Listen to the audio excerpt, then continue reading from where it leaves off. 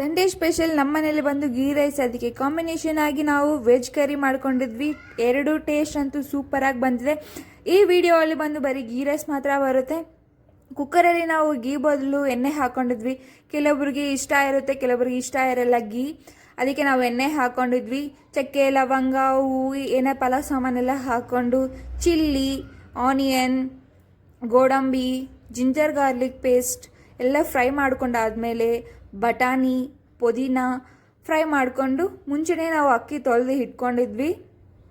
ಹಾಗೆ ಒಂದು ತೆಂಗಿನಕಾಯಿ ಫುಲ್ಲು ನಾವು ಒಡೆದು ಅದನ್ನು ತೆಂಗಿನಕಾಯಿ ಹಾಲು ಮಾಡ್ಕೊಂಡಿದ್ವಿ. ಅದಕ್ಕೆ ಎಷ್ಟು ಕ್ವಾಂಟಿಟಿ ಬ್ಯಾಲೆನ್ಸ್ ಆಗಿ ಹಾಕ್ಕೋಬೇಕು. ಒಂದು ಗ್ಲಾಸು ತೆಂಗಿನಕಾಯಿ ಹಾಲಾದರೆ ಒಂದು ಗ್ಲಾಸು ವಾಟ್ರು, ಆ ಥರ ಈಕ್ವಲ್ ಆಗಿ ತೊಗೊಂಡು ಮಾಡ್ಕೊಂಡಿದ್ವಿ.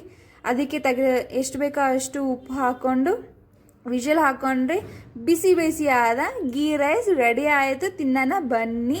ಇಷ್ಟ ಆಗಿದ್ರೆ ಬಾ.